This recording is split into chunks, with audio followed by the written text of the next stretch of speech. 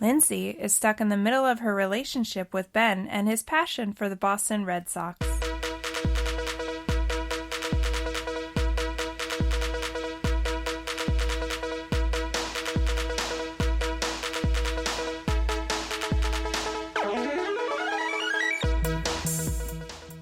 This is Ryan. And this is Ashley. And this is Ruining Our Childhood, a weekly podcast where we remove our childhood goggles and put on our adult bifocals to rewatch and review our favorite movies from the past. That is what we are doing today. And thank you for doing the introduction with me. It always throws me off if you don't say it with me. Sometimes I'm just, hanging out. Yeah. Watching you. Yeah. Because I'm entertaining. No, sometimes I just forget what we're doing. Like, oh yeah, I usually say this with you. Yeah. Yeah. I also noticed the last couple times I feel like I don't have as much energy. Mm-hmm. So I'm like, ruining our childhood. And then I was listening. Well, I wasn't listening, but my phone started playing an episode, like episode 20 or something. And I said it was such joy. Yeah. I feel like the one that I didn't have the energy was Forgetting Sarah Marshall, but I feel like we were both coming down with colds. Yeah. Towards the end of it, I was sniffling, and it was pretty brutal to kind of get through it. But I feel like last week, I thought we both sounded good. Sure. So it's another week of our Valentine's Day celebration. Rom-com time. Is that what we're going to call it? Yeah. And I had to shake my hands, which nobody can see. Yeah. But I still did. For Halloween, we had the Spooktacular. That is correct. So what is this one going to be called? RomCom-tastic February. That's a lot of words that I'm not going to remember. Which also are not even in February, so it's our RomCom-tastic Valentine's celebration. RomCom-tastic Valentine's Day celebration. That is correct. That's a lot of words. Yep. Put it on a card, Hallmark. Put it on a card, Hallmark? Yep. What? Happy RomCom-tastic Valentine's Day celebration 2020. I'm already lost. There's so many words in that. Valentine's Day isn't just enough. You got to have the RomCom-tastic Valentine's Day celebration. Okay, you better write this down so I can remember it.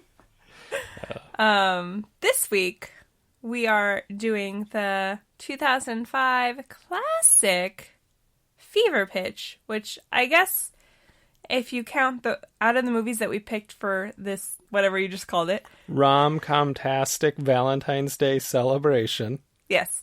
This is one of your picks. Yes. I guess, do you want me to start doing the facts about the movie and then we'll go into our... I guess that's what we do, right? Okay. So this movie was released on April 6th of 2005. It had a budget of $30 million and grossed $50.5 million. Big TV shows from 2005 include American Idol, CSI, and Desperate Housewives. The number one hit the week the movie came out was 50 Cent featuring Olivia, Candy Shop. Other popular songs were Kanye West and Jamie Foxx, Gold Digger, and Mariah Carey, Don't Forget About Us. Nice. Popular movies were Star Wars Episode 3, Revenge of the Sith, The Chronicles of Narnia, The Lion, the Witch, and the Wardrobe, and Harry Potter and the Goblet of Fire. Good year for cinema. What were your earliest memories of the movie? So, this movie, I actually do have a very vivid memory of going to see it because, and you've heard the story numerous times, but I'm going to tell it. So, 2005, I had moved to Arizona with my parents. Mm-hmm. And my brother and his now wife had driven down with us, and they were staying with us for a couple days. Mm-hmm. And we went and saw a movie and didn't really know the area, so we went to this older theater that no longer exists anymore. And I was a little uncomfortable all movie because I felt like, first of all, it's hotter than shit in Arizona, and I came from Montana. That is, and it was April. Yeah. Or late March? No, April. April. Mm-hmm. You just told me. Yep. Yeah. You paid attention well. I do.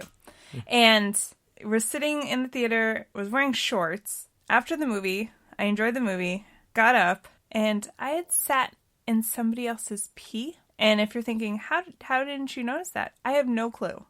All I know is, towards the end of the movie, I get up, and my whole butt is wet. Mm-hmm. And it smells... As pee does. Strongly of urine. Oh, man. And I remember I made my brother go get the car. He drove to the side of the parking lot, and I, like, ran out of there through the side door. It was, and that, literally, I had lived in Arizona for, like, 2 days. That was my introduction to Arizona. I think for the next, like, couple of years, I always check the seats. People would always say Arizona's kind of a pee-pee state. So there you go. Pee-pee state. Nobody's ever said that. Ever said that. No, but that... New Jersey, on the other hand, that's a pee-pee state. Hey, why? You're constantly trying to alienate any viewers that we have. We have like it was 10 a joke. Listeners. I say viewers. Listeners. And they might be from New Jersey. Yes. It was a joke. I have nothing against New Jersey. Some of the greatest musicians of my life are from there. I'm going to start writing down all of the things you say to get people to not listen to our podcast. Where I tell them if they don't know who Kevin Pollak is, they shouldn't listen to our podcast. You say it at least once an episode. Yeah. About once an episode. Yeah. It's what I do. And also, who cares if they don't know who Kevin Pollak is? They're still allowed to listen. I mentioned him because he was on the last episode, and that's who I said it about. I'm like, usually I say it about someone who's more famous than Kevin Pollak. So, yeah. That's true. Just stop. Okay. And let us know if Ryan is alienating you. If you're going, I'm not going to listen anymore because Ryan just told me that I'm not cool enough to listen to the podcast because I don't know. I wasn't really sure who Kevin Pollak was, but I was like, I'll still listen. But I live in Hoboken, and then he insulted New Jersey, and I can't deal with this. Anyway, what was your earliest memory? I remember seeing this movie with my friend Monica. Oh. We went and saw it together, and it was a good movie. 2005, I was a really big Jimmy Fallon fan. Yes. He had just left SNL. I thought he was going to be a huge movie star. That really didn't happen. No. He's obviously very successful. He hosts The Tonight Show, and I feel like he's much more popular than what Jay Leno was. Yeah. Because he's not as polarizing as what Jay Leno was. And there's people out there that don't find Jimmy Fallon funny, and I know there was always the knock on him when he was on SNL because he would break in skits a lot and laugh. But his parodies that he would do, the songs were always funny, and I loved when he would host Weekend Update with Tina Fey. Yeah. Just a big fan of him. And then also the female lead, I love Drew Barrymore. She's fantastic and been delightful my entire life. Yeah. So I was pretty excited about that, and you throw in the fact it had some baseball. Just seemed like it was going to be a really good movie, and I really enjoyed it. I agree with your assessment. Thank you. I said agree like you said it was going to hold up. I feel like you're going towards that you think it's going to hold up. Mm-hmm. I do. I think it's going to hold up. I like how you're just like, We're not on a podcast side. Don't want to get charged for words. We got to pay by the word, folks. I think it's going to hold up because of Drew Barrymore. And I remember them having a good dynamic. Exactly. And they're obviously, I think they're still friends, right? So, yeah. Like, she introduced Jimmy Fallon to his wife or something like that. And I want to say on his first album, she's the person that does the introduction. Like, he's going to perform in front of an audience. And I want to say that's Drew Barrymore's voice introducing him. Oh. So, I could be wrong. I don't remember. I mean, I have the album, yeah, but I don't remember. But I agree with you that I really loved him, and that's why we went to this movie. Mm-hmm. And Drew Barrymore, yeah, I mean, she's classic, and she's Ruining Our Childhood award winner. That is correct. For The Wedding Singer. Yeah. So, And she won the good award. Yeah, no. Yeah. Yeah. Yeah. Not the bad one. No. No. I can't remember who I gave it to in the bad one. Maybe Christy Taylor? I don't know. I don't know. Somebody. They had to have been in the movie for us to give them the award. Is that the rule? That is the rule. Anyway, we're always, I feel like we're getting really awkward right now. Yeah. Why are you staring at me? I'm looking at the person that I'm talking to. Why did you say it like that? You asked me a question and I answered it. So, yeah, we both think it's going to hold up. Where can this movie be streamed? Places. I have no clue. Let me see. Oh, it's on Hulu, apparently. Okay. And Stars, Amazon subscription. I don't know if there's a difference between on this website if it's a difference if it just says Stars or if it has to say Stars Amazon. I don't know. I don't know. It just might be the symbol that they have for Stars. I don't know. But, so you can stream it if you haven't seen the movie, I remember enjoying it. And hopefully we're going to enjoy it again today. Yeah, I think it's going to hold up just because of the chemistry and thinking it's funny. I don't remember any sort of like dated references but there's so many things where we rewatch the movies and there's stuff that I might just block out of my mind, or maybe 20 years ago I didn't think were such a big deal, but now I'm like, that's... Yeah, no, that's part of it, is the things that were said 20 years ago, maybe you didn't realize how cringeworthy it would be in 20 years. Yeah. And it was just kind of the norm, whereas now we're a little more politically correct society, and sometimes things you just go, wow, that does not age well. Yeah. But I don't think that's going to be the case with this movie, because I've never really associated Jimmy Fallon or Drew Barrymore as being people that are kind of edgy and say things like that. Adam Sandler's done it. And they stuff also like didn't that. write the movie. They didn't, but also I wouldn't pick them to be people that would do a movie that had lines like that. Like Seth MacFarlane, somebody like that, it wouldn't surprise me. They're a little more edgy and they have no problem saying stuff like that. Yeah. So that's true. Yeah. Okay. Well, forgot to turn off my phone. Are we going to go ahead and hit that? Pause. I swear, I never have a hard time at the beginning. You're It's having always it today. Yeah, I don't know. Anyway, yes, we're going to go ahead and hit that pause, come back and talk about Fever Pitch.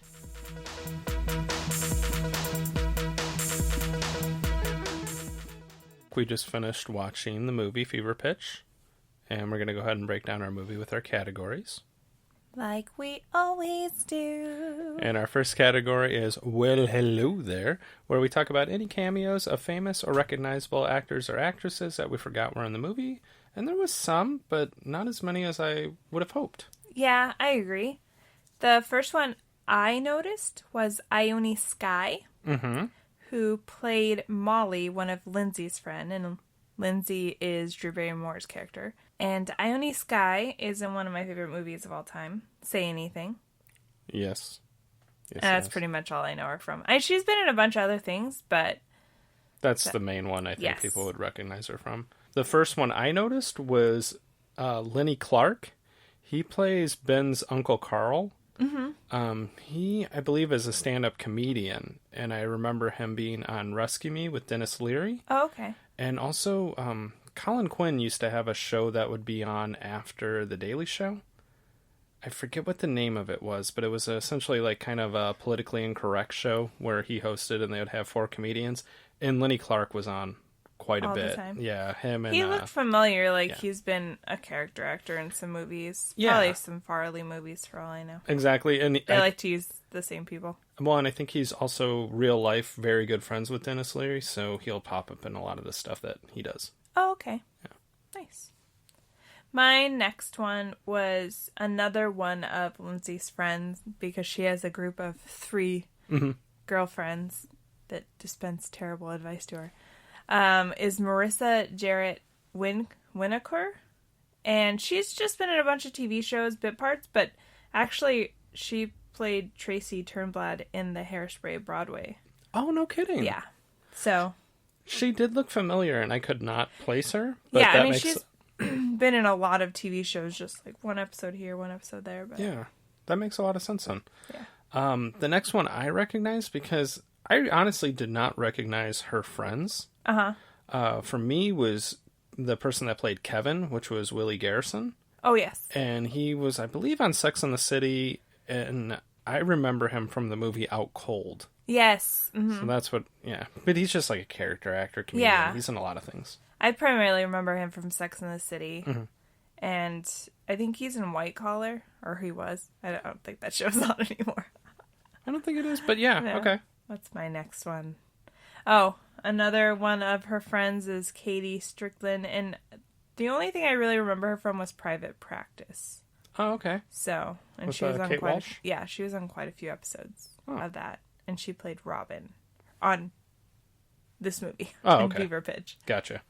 The next one that I recognized was he played Al Waterman, who is one of Jimmy Fallon's friends, Ben. He's not really a friend. He's just a guy who sits near him at Fenway Park. Yes. And you could tell he was a season ticket holder. So they've known him since Ben was 5. Yeah. And his name is Jack Keeler. And the main thing that I recognized him from was Men in Black 2. Oh, okay. Yeah. But he's just another character actor. There Like, really he's wasn't... been in stuff. Surprisingly, not a lot of super famous people in this movie outside of Jimmy Fallon and Drew Barrymore. That's true. There's just a bunch of people that look familiar. Like, my next one is an actor named Johnny Sneed. Mm-hmm. And he played Robin's husband, who was the one that was trying to buy the tickets off of Ben. Oh, okay. Or Jimmy Fallon's character. And he's been in Parks and Rec. And one of his other credits was Love and Mercy. Oh, okay. Is the Brian Wilson movie with John Cusack. And Paul Dano. Yes. Gotcha. But I remember him from Parks and Rec. He just played one of the residents, I think. But Now that you said that, I can kind of place him. Yeah. Yeah. Some of the other ones, I'll just rattle off their names. Okay. They were some of the athletes that appear. At the beginning of the movie, it's a young Ben going to a game with his Uncle Clark, and Uncle Carl. Sorry. Lenny Clark plays Uncle Carl. And they walk into Fenway Park, and they show Dennis Eckersley, and Jim Rice, who played on the Red Sox in the probably late 70s, early 80s, which I thought was funny that they just basically dyed their hair. You could tell it was them, and they're also clearly in their 60s. Right. But yeah, so they were just some of the athletes that... The other person I recognized was Jo Beth Williams, who played Drew Barrymore's character's mom. Mm-hmm. And she's just been in quite a few things. Kramer versus Kramer, apparently. Oh, wow. But she's in Heart of Dixie. She plays Zoe Hart's mom, so... Yeah. Right away I recognized her because we, fun fact, just did a watch-through of Heart of Dixie and just ended it this week. Some of the other sports figures, Dan Patrick's in the movie, Steve Levy, Harold Reynolds, Tim McCarver, and Peter Gammons. They're all just sports commentators. Yeah. The other one was just a cameo. It was Stephen King throwing out the first pitch. Yeah. So. That was kind of neat. Which leads me to believe that maybe that really was filmed on opening day. Yeah. I think I was kind of looking at the trivia, and it looked like they did film a couple of times at actual Red Sox games, and then they filmed stuff in Toronto, I think, or Ontario, for some maybe close-up scenes or something. Okay. That makes sense because in the movie they're at Niagara Falls at one point. That makes sense, huh? Not that Niagara Falls and Toronto are in the same place, but it would make sense maybe they're up in Ontario. Yeah. That always irritates me with movies. When I was a kid, Major League came out, and all the outside shots were Cleveland Stadium, but the inside shots of the stadium were Milwaukee County Stadium. Yeah. And then the second one, it's supposed to be Jacobs Field, but it's the stadium in Baltimore. That has always irked me. Well, because you know what they look like inside. But like here, at least, I actually never knew that any of it was filmed outside of Fenway Park because it looks like Fenway. The majority of the scenes you can tell are actually there. Yeah. Yeah. That's what I do like about the movie, because they could have easily kind of gone the lazy route and did like a green screen or, like you said, film it in a smaller stadium. Go film it in Dodger Stadium in Los Angeles or something like that. Yeah. But no, they went as far as, no, this is Boston, we're going to film there. And I did read like the scene where at the very end, spoiler alert, when Lindsey runs across the field, they filmed that after a game, and then they asked people if they wanted to stay, and people could be extras, basically. I kind of was thinking maybe they filmed it right before a game. So that makes sense. Yeah. Because you could tell the stadium was full. Yeah, for sure. Yeah. People so that's were cool like, that I want people to be in the movie. hung around. Yeah. Did you have anybody else? No, that was actually it for me. Oh, Same. Oh. Just some of the Boston Red Sox players were Johnny Damon, Oh, Jason Varitek, and Trot Nixon. Like, Johnny Damon's actually in the movie because she runs up and takes his glove and throws it at someone. So, Like right in the face. yeah, it was kind of cool. Want to move on to our next category? Yes. The next category is called, kids would call it a throwback, we call it the prime of our teens, where we talk about fashion, offensive jokes and dated references, and... Whoa, I lost my voice for a second. And...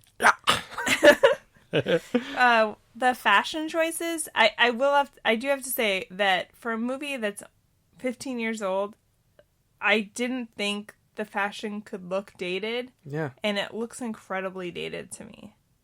Okay. And it's weird because I was kind of comparing it to last week's movie, The Wedding Planner, where I felt like this movie was more dated for being 4 years later. Yeah. I don't know. Maybe because in The Wedding Planner, they kept things kind of like simple and preppy. Yeah. And some of the stuff was a little more classic, where this one I feel like the men's clothing was really baggy and not fitted, and the women's clothing was just weird colors that aren't really popular right now, and it just, to me, looked really dated.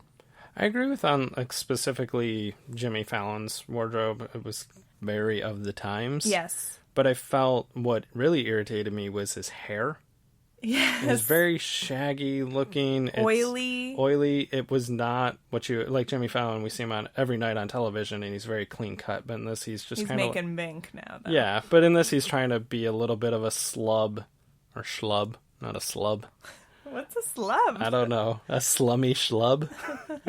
But yeah, his hair was really bad. But I thought Drew Barrymore's hair looked very normal. I think for the most part it did. It was just that first scene where it was really extra. It reminded me of when it was popular to have like that wet textured look where it looked like they did like really fine curls. Mm-hmm.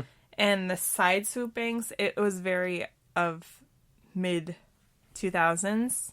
That first scene was the worst for Ben's wardrobe. He was wearing like 6 layers. Yeah. He was wearing a collared shirt, a tie, a sweater over the collared shirt, and then he was wearing a hoodie and then a jacket. And it might have been a hoodie jacket combo, but it looked like 2 different.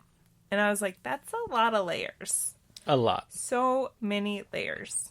The next thing that I noticed was there's a scene where Jimmy Fallon's playing football, or Ben's playing football with his friends, and Kevin, Willie Garrison, has a strap to keep his glasses on his head, which just made me think, like, when I was a kid, my brothers both wore glasses, and they'd play basketball, and they'd have to wear that little strap, so it would keep your glasses from flying off your face. Makes sense. But I don't know the last time I saw anybody wear those. I don't know. Been a long time. I feel like there's still be a need for them.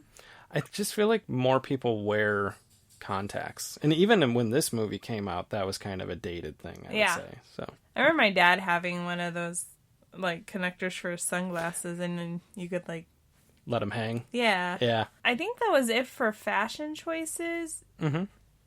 There was just, I mean, it's Boston. Ton of Red Sox stuff, and a couple kids wearing some Patriots stuff. To me, that was classic. Yeah. It was just the first part of the movie where, before you really know he's an insane Red Sox fan, where everybody's wearing really dated things. Yeah. Just like the cut of things, too. Mm-hmm. It still freaks me out that things can look dated from a time where I was an adult.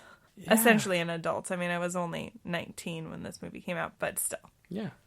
I was a little happy 20-year-old. Yeah. So what about offensive jokes or dated references? I will say I did not have any offensive jokes. I will agree. There was just some things that I nitpicked a little. Mm-hmm. Not so much that they were, like, offensive, but I thought in a way they were dated.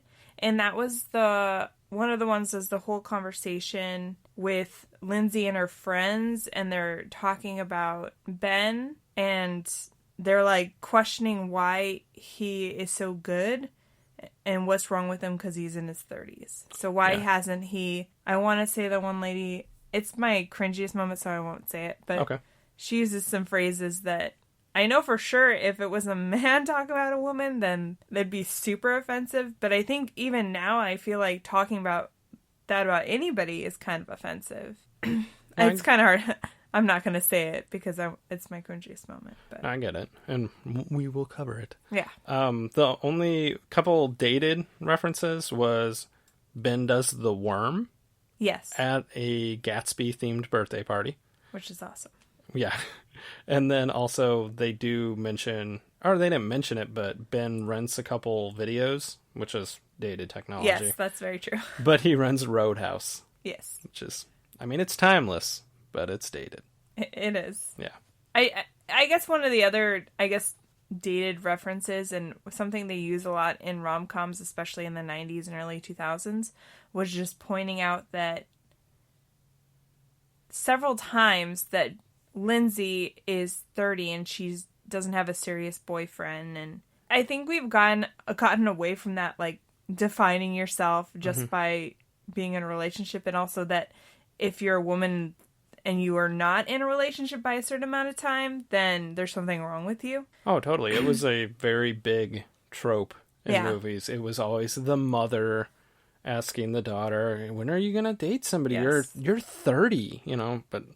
No, even in last week's movie, her dad was pushing her to get married. So I feel like we're getting away from that because it just kind of reinforces that stereotype that we all have, like, this time limit, or we have to hit these marks in our lives, and if we don't, there's something wrong with us. You're somehow less of a person if you aren't married by 30. No, I'm just living my life, thank you. Or in her case, she's busy working. Yeah, she's insanely successful and loves her job. Exactly. Oh, did you have any other ones? No, I did not. Ready to move on? Oh, I did have one more. Just like the craze of Johnny Damon is a little outdated for me because I remember when this movie came out and before, I wasn't really into baseball, but I knew who Johnny Damon was because of the amount of women that thought he was good looking. His beard was dated.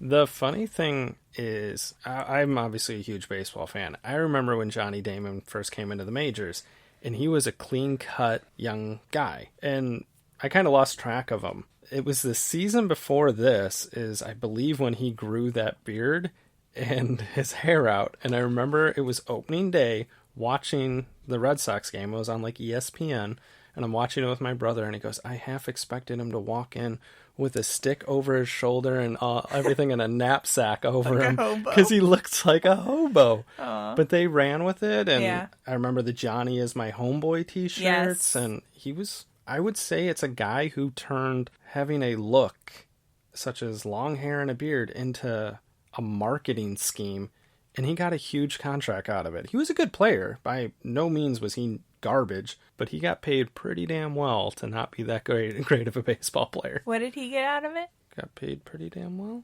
No, what is the thing he had to sign to get money? Oh, you're a jerk. A contract. You jerk. You said it right.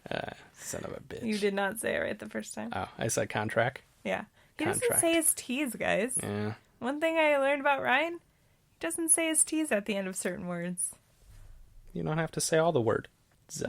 You should. And he does it intentionally. That's the thing, too. Not intentionally, but that's how you talk. It's not like a misstep or like you saying it wrong because your mouth doesn't want to work, like what happens to me 90% of the time. Yeah. It's just silly. I just leave letters out sometimes. Yeah. Or in that word's case, all the time. Every single time. The T is silent. Yeah. You didn't know that? And the C is silent in attic. Attic. And then I always say paper towel. Yeah. And you're like, it's paper towels. Especially if you're grabbing more than one. Yeah. Let us know if you don't pronounce letters and words. Heck yeah. Leave them out. Who needs them? People. Do you want to move on? Yes. Go ahead. It's all you. Get ready to answer your flip phone, because we're about to talk about some 2005 technology. Ashley's excited because Ryan brought back the electronic puns. Yeah. I don't know why you got rid of them. I think it was really easy to come back from our break when we would pause it to go watch the movie. It was real easy to hit them with a joke. But then we moved it down and they just kind of went away. I'll try to bring them back, though. Okay. What pieces of technology did you notice? The first one I noticed at the beginning of the movie, Ben is driving a couple of his students to meet Lindsey because of her job. Is she an accountant or something? I think, that would be a good way to sum it up. And he's a math teacher, so he takes some of his more prized students. Ones that have shown an interest in possibly getting into a mathematic career field. Right. Yeah. And the two girls are on their bulky candy bar cell phones and talking to each other, which is, to me, talking on the phone to your friends is almost a dated reference because you just text. Nobody calls anymore unless it's your parents. That's true. Or a creditor. Yeah, bill collectors. Or people trying to buy your house in Tucson that you don't own. Oh, Javier. Yeah. I mentioned Lindsey's flip phone, but also late in the movie, they go to that Gatsby-themed birthday party, Yeah. and when they're leaving, they go out to get their car from a valet, and the valet has this real old radio with an antenna sticking off of it so they could listen to the Red Sox game. Yeah, it was pretty... That's bulky. Yeah. The only other one I really noticed was when, at one point, they're at the Red Sox game and Lindsey gets hit with a baseball. Mm-hmm.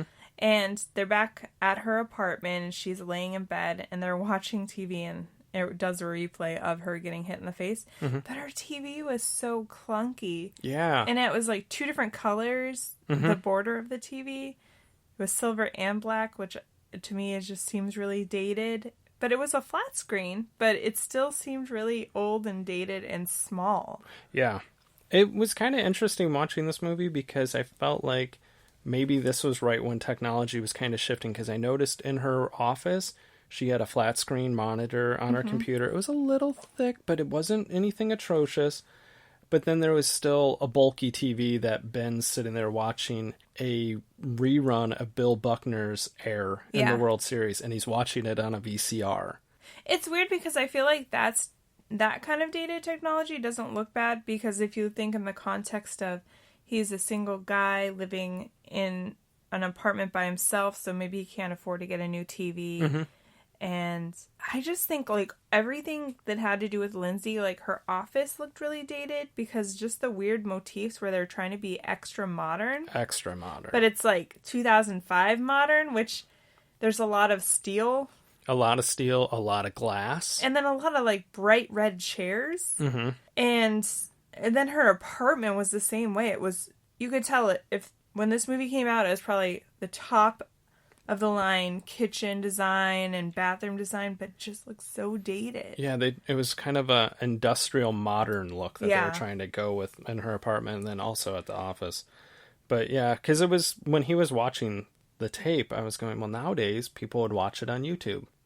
But YouTube wasn't around back then. There's a one point where, and it was what you were saying, when he decides to go to the birthday party with her instead of going to the game, because he never misses a game. And they're missing parts of the game. And to me, I guess the whole climax of the movie is that he's fine with missing the game until he finds out that it was like the best comeback of all time. Yeah. Then he gets really angry. But nowadays, and I was thinking in this mind frame, like, why don't you just go online and watch a video of it? I mean, it's different because you're not experiencing it firsthand. But I feel like nowadays, if you miss something amazing in a sport that you're watching, you could easily just pull it up and watch it. Yeah. It'd be all over the internet anyway. But he was a different type of breed in the sense. That's true. It was sacrilege to even miss one game. Yeah. Which is just, I don't know, disturbing. Did you have anything else? No, that was it for the technology side of things. I did want to move on to DVD special features because it had that really intense piracy commercial that I totally just takes me back. How dare you? You wouldn't steal a car. Yeah. Why would you steal a movie? It's so intense. Yeah. It's so dated too because of the way they shot it. Just the font itself. Ugh. It's amazing. It was just like one step away from having lens flares like J.J. Abrams directed their commercial. Or like the guys that did The Matrix. Yeah. It was very Matrixy. Yeah. I felt like. It really was, for sure. Did you have anything on this? No, nothing on the special features, just on the soundtrack. I mean, it wouldn't be a Boston Red Sox movie without Sweet Caroline by Neil Diamond being shown and them singing it at the game.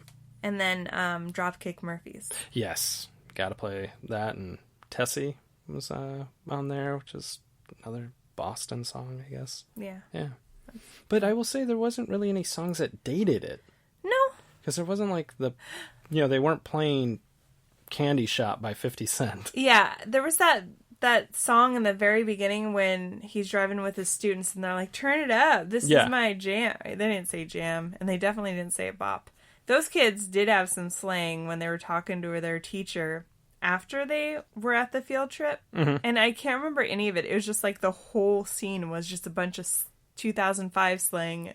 I was like, I don't know what's going on. It's not even a slang, but I will always remember when Lindsey asked the kids, like, do you ever look at license plates and just sets of numbers and try to rearrange them and add them and multiply them and just come up with different things. And the one kid's like, "That's my secret shame." Yeah. I love And that line. I just remember after seeing this movie, me and Monica would say that to each other pretty much every day was, "That's my secret shame." That's a good line. Yeah. There were so many lines in this that were pretty hilarious, but we'll get to that in just a second if you want to move on. I do. This next category is called Is It Even Good?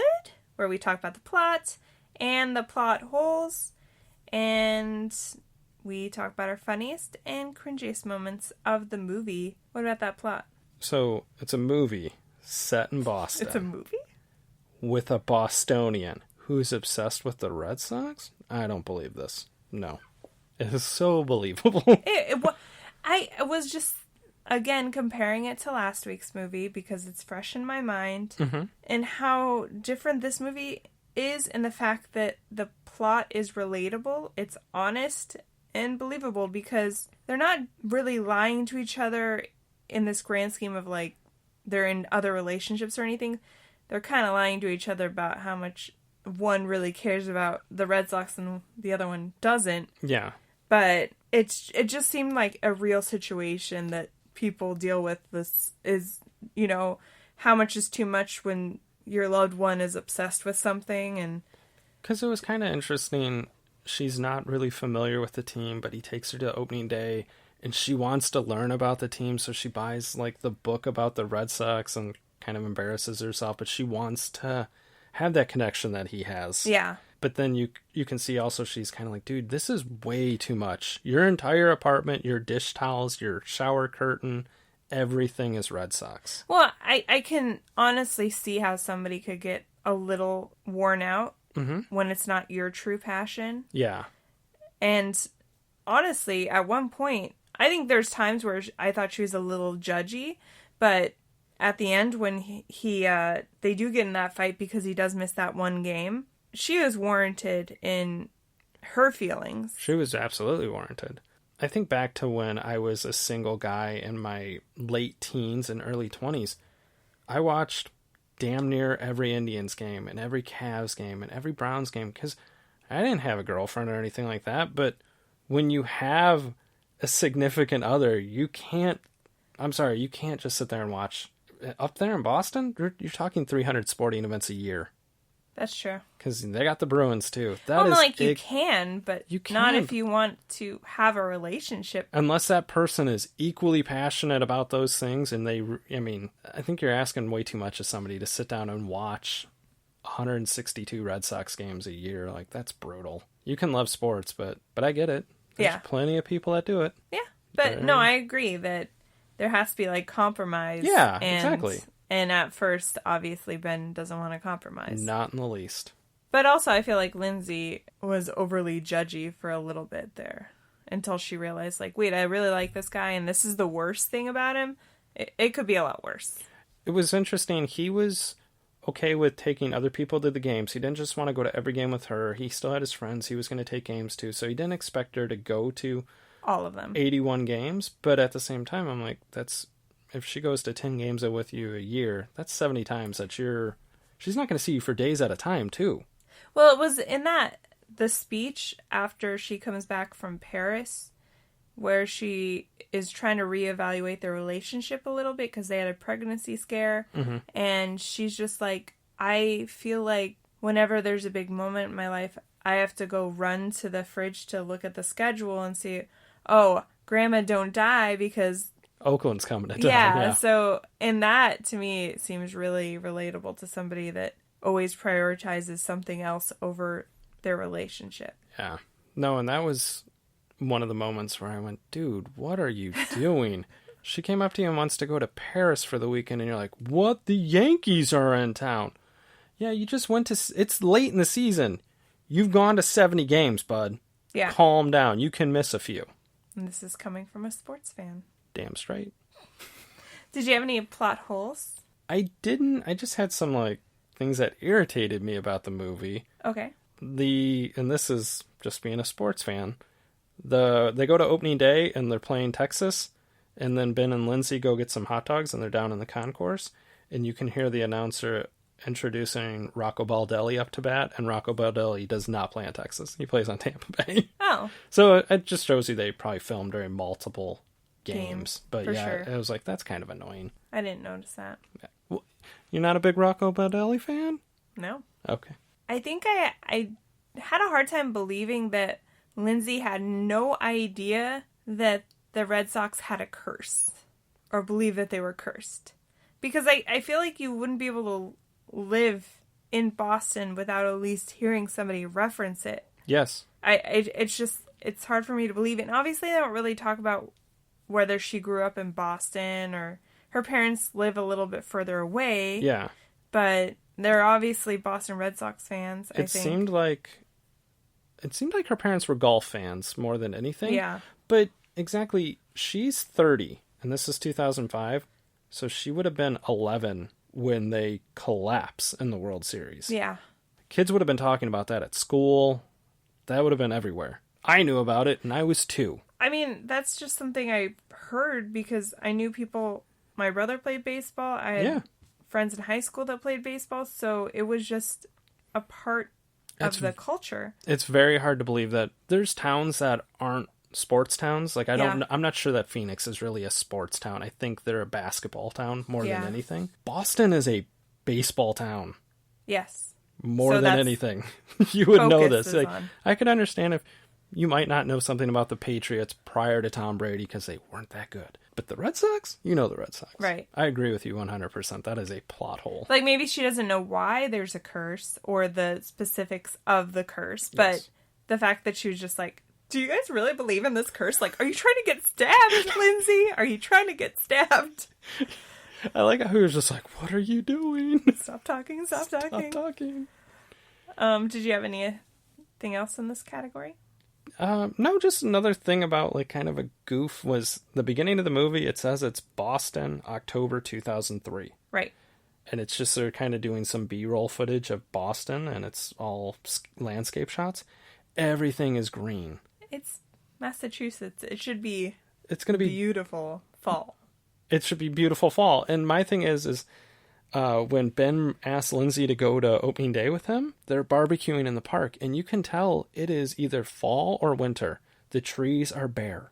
Yeah. You guys couldn't find B-roll footage of Boston in the winter or the fall to say, look at all these brown leaves. Like, that's not Boston in the winter. That's Boston in July. That's true. It irritated me. Good find. Good find. I also questioned, you know more later in the movie how insane of a fan Ben is, but I really question why he wouldn't just come out and say, like, yeah, I go to spring training on spring break. Mm-hmm. Because I feel like every person I've ever met, if you did that, I think you'd just be like, yeah, I go down to Florida to go to spring training. Like, it's not that big of a deal. Oh. But he was like, so afraid to tell her he was ashamed, and I feel like most guys would not be ashamed of that, whether they should be or not. I do think he had self-awareness as to how obsessed he was. Yeah. Because he was a little leery about even wanting to take her to a game. I felt like at one point he's like, she's going to see that side of me. And later on, they kind of explain it more in the sense that he's had relationships fail because of his obsession, which, whose fault is that? If you haven't learned your lesson, Ben. Yeah. You gotta have a little give and take, buddy. Right. But, yeah, I just, at first, like, out of context, he could have easily just been like, yeah, I'm going to spring training. No big deal. I'm not a crazy fan. No. I didn't say you were. Why are you saying you're not a crazy fan? I mean, we live in Phoenix. Half of our tourism occurs in the month of March, and it's spring training people coming to town. And yeah, I feel like when I think of those people, I think of like the older retired baby boomers that can afford to like come down here. But I'm sure there's dudes that take bro trips for a week and come here or go to Florida. So yeah, especially if you live up there. You just spent 5 months in bitter cold.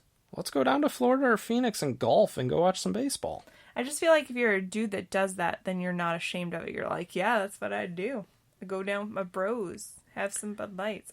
I think maybe early 20s Ben is proud of it, and late 20s Ben's going, maybe I do need to, but I don't want to change, but maybe it may change. What was your funniest line or moment? I will say there was a lot of good chuckles in this movie.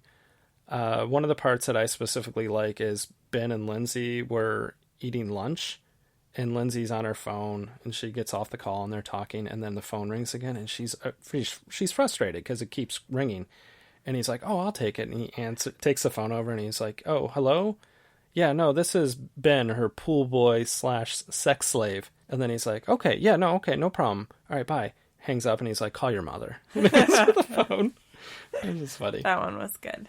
I like that one. Yeah, there's a couple that I found pretty hilarious, but I think the one I found the most was just the montage. So their first date, he goes to pick her up and she got food poisoning, so she's just throwing up and delirious. And at one point, she's laying in bed and they just show a montage of her seeing Ben taking care of her, and at one point he's brushing her dog's teeth because the dog had leaks some of her throat. She's like, "Don't eat that." Quite a few moments, like you said, that were really, really funny.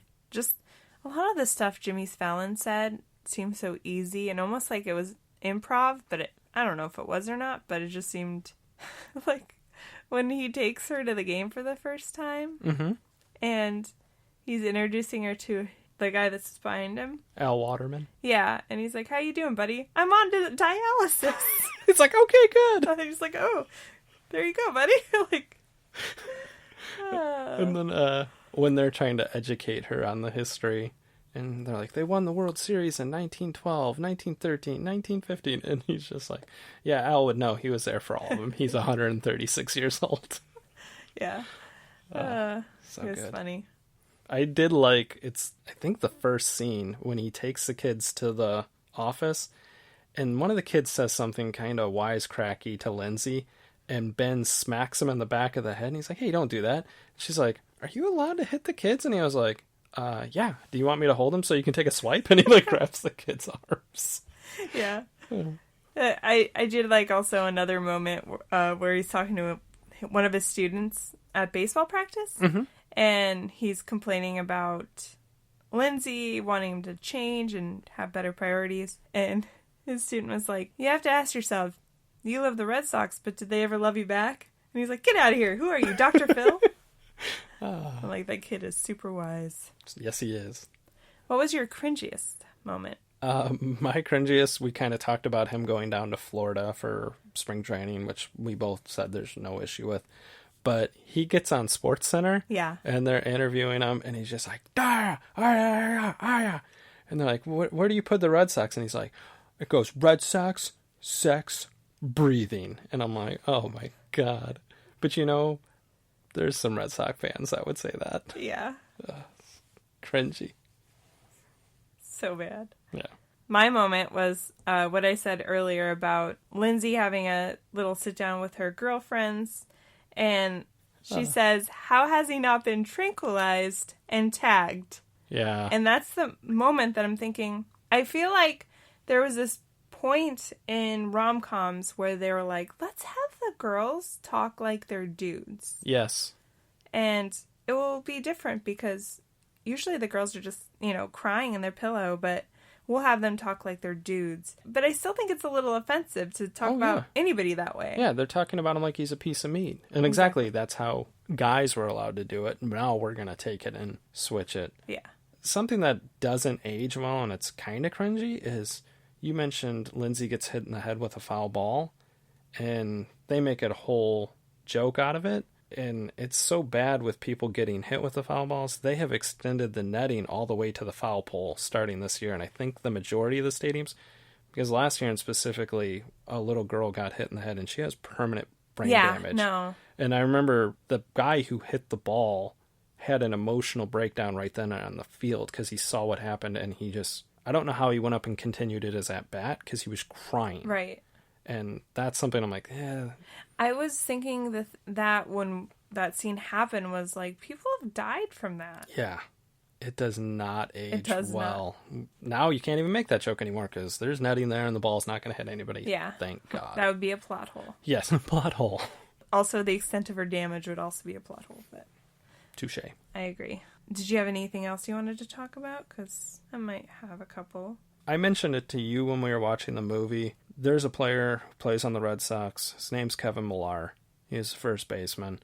I cannot see his name or hear his name without thinking about this old man that walked up to my brother one time and goes, "Has anyone ever told you you're a dead ringer for Kevin Millar?"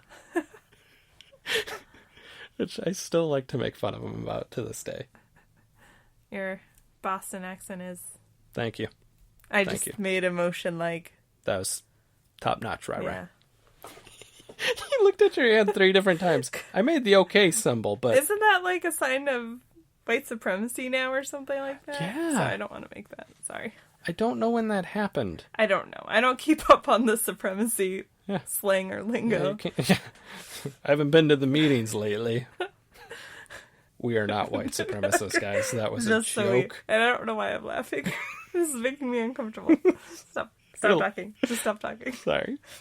I didn't really have any additional notes other than at the beginning of the movie when Drew Barrymore makes that seagull noise. And she does it twice. And it's a solid seagull noise. Very solid. It's impressive. Oh, and I mentioned it to you.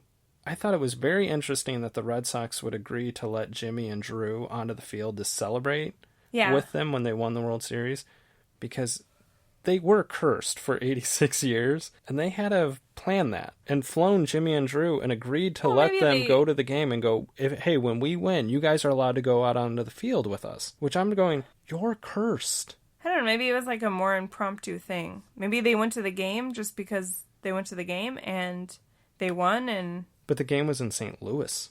Oh. It's not even in Boston. They won it on the road.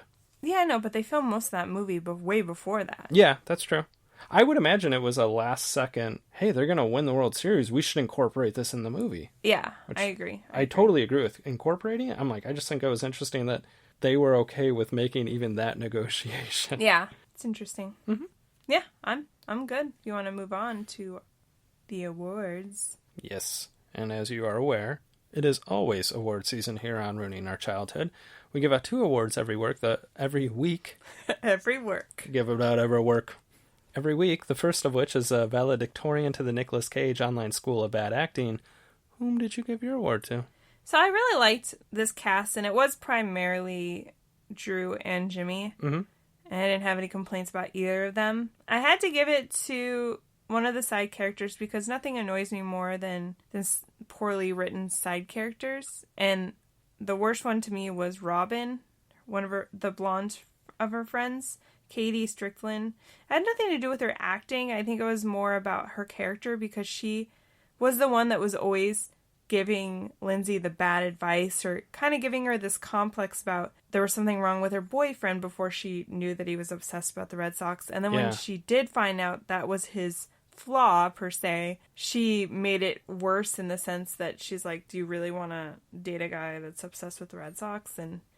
And it's funny because at one point, Ione Skye's character points it out that she's like trying to sabotage her at Lindsey, and she punches her in the face. But I just felt like she was the most annoying out of her friends. It's funny to me also that her character is trying to say there's something wrong with Ben because he's obsessed with the Red Sox, but it's whose husband that's trying to buy the tickets from Ben at the end of the movie because he's just as obsessed with them. So there's nothing wrong with him, and your husband's probably just as bad, lady. Yeah. For me, I agreed with you. It was a pretty good cast, but I thought it was unnecessary. Some of the random side characters that they created to be the Red Sox fans who sit by him at Fenway Park. So I kind of just narrowed it down to, her name was Isabel Fink. She's just one of the ladies that sits by him. In the sense, I thought they were unnecessary characters, all of them, and except for I liked Hal Waterman's character where you would give him the sponge and he's like that guy who sits by you at a sporting event who knows a lot. But I'm like, you have a very funny person in Jimmy Fallon and Drew Barrymore, and they're doing an excellent job carrying this movie. You didn't need to create this just annoying Red Sox fan. Well, there was like 4 of them. Yeah. And one of them, though, I think it was the younger one. She was actually on... I was looking at the trivia, and she's actually from Boston. Okay. And it's not the same person you're talking about, I think. It might be. Was she the younger blonde one? Yes. Oh, okay. She's actually a Boston fan. She was in one of the documentaries about Red Sox fans, and Jimmy Fallon had seen it and had cast her. now I feel bad. He didn't cast her, but he like suggested her for a part. Oh, now I feel really bad. Like she wasn't an actress and everything. Okay, well that's cool. She's just a Red Sox fan. Yeah, well that's awesome then. And now I take back and I apologize. But it does then pick the guy with the beard. No, but I agree that was like the weakness of this movie was that they gave them way too many friends almost. Like he had 3 friends, and honestly, other than the one that was the doctor that we named, Willie Garrison, I couldn't pick the other 2 out of lineup. I don't know anything about them other than they're just his 2 guy friends. They were not nearly as well developed as the female friends. Lindsey's friends. Yeah. I will say her female friends were a little more developed, but I felt like honestly they could have just made that 1 or 2 characters. They didn't need to make it 3. Agreed. And his friends could have really been narrowed down to like 1. Yeah. Because there's ones that come to when they're picking games to go with him. There's a couple of them, I don't think they had lines. No, they were just like glorified extras. Yeah, just 2 guys standing in the background. Yeah. Yeah. That's very true. Yeah. We can move on to the Thomas J. Hanks Award for Exceptional Acting. Who did you give yours to? I gave it to Drew Barrymore as Lindsey. I thought it was kind of neck and neck for me. I really like the chemistry that the 2 of them have, but you can tell she's a better actress or a better actor than Jimmy is, and you can tell Jimmy is still a little stiff, coming with the one-liners and the zingers, whereas she had some emotion to her character, especially like when we mentioned how he was so upset that he missed this great comeback, and she looks at him like crying and is like, you broke my heart, because he was like, this is the worst night of my life, after just saying that it was the best night of his life because he spent it with her. Exactly. But it's a shitty thing to say. She's just a delightful actress to me. I've always enjoyed her. I love her. I was going to choose her, but I honestly think that I loved Jimmy Fallon so much, and that's who I chose in this movie. I agree with you to an extent that he's less experienced. Yeah. But I thought his one-liners were all hilarious. I thought he was charming, and his character was really likable. Yes. Again, if you compare it to last week's movie, he, as a male character, he was not overly macho, even though he was into sports. Yeah. He was in touch with his feelings. He was really caring about his students. Mm-hmm. He was so caring that he took care of her on their first date. Like, that's husband material right there. Mm-hmm. And he was upfront about his Red Sox obsession. Definitely. And then I thought, like, when he bought the Red Sox onesie because he thought she was pregnant. That was really cute. And then he was so disappointed when she wasn't. Mm-hmm. Like, that always stuck with me from watching this movie, was how, like, in touch with his emotions, which at the time, a male character in touch with his emotions was not something you'd see a lot. No. It's a very well written movie. Yeah. And like you said, when you compare it to last week's movie, where the stars of the movie aren't very likable, it's the complete opposite with this movie. The 2 stars are extremely likable, and you root for them. And they still have flaws, though. Yeah. And obviously, I think he was almost a perfect character up until when he does say, like, this is the worst night ever. Mm-hmm. And he punches the wall. But he learns from his mistakes, of course, later. But so much so that he immediately realizes he just lost Lindsey and she's worth more to him than the Red Sox. Yeah, he finally realizes. He wants to sell his tickets. He doesn't want that part of his life anymore. He would rather have her. Yeah. And then she's like, no, don't do that. Like, it was cute.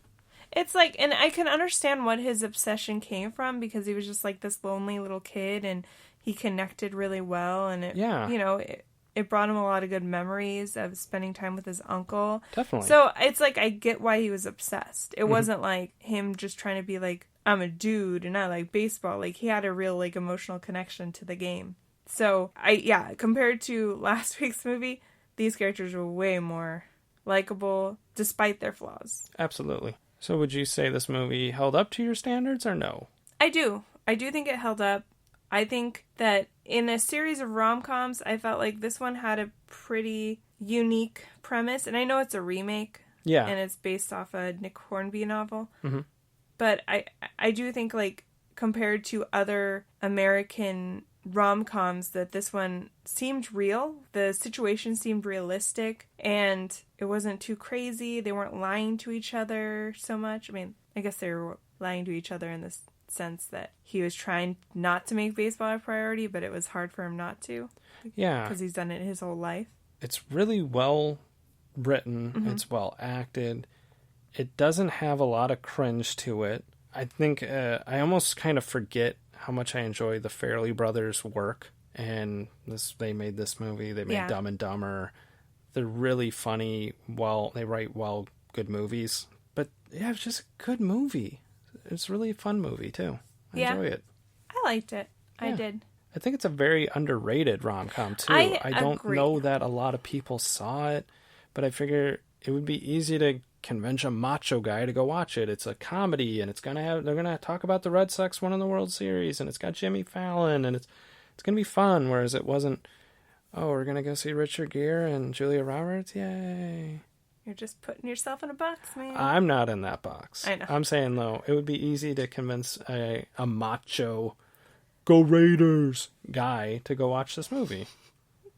That's what a macho guy sounds like, in case you're wondering. They go Raiders. Only macho guys are Raider fans? Yeah. And they say Raiders like they're from Boston, too. Go Raiders. It's very good. It's a very confused man. Yeah. It's weird. Okay, so it holds up. I will say that I think the most dated thing about this thing is, like I said, the fashion and some of the designs of the living spaces. But it definitely holds up to me. For the times that was popular, down to we noticed watching this movie, we had Drew Barrymore's bed frame. Yes. That was our bed frame when we moved in together leather, 13 years ago. Dark leather. It was that exact one. We don't have it anymore, though, guys. We had it for like 9 years. We did. It was a good bed frame. Yeah. So, but we agree it held up. So we thank you guys for listening. The bed frame didn't. The bed frame didn't. It broke. Gross. It did. It did break. Because I was fat. No, it was old, and it probably wasn't the best bed frame in the world. I had to use the bed frame to jump up on it because our bed was so high. So it was only a matter of time. Yeah. Our bed was super high. It was like a good 40 inches off the ground. But we thank you guys for listening, and we will be back next week with a new episode of Ruining Our Childhood. Yes, and if you have a moment, why don't you check out our social media? Instagram at Ruining Our Childhood. Facebook at Ruining Our Childhood. And Twitter at ROC Movie Podcast. We will see you guys next week. Yeah. And yeah. Bye. Bye. And yeah. I have to say it for you.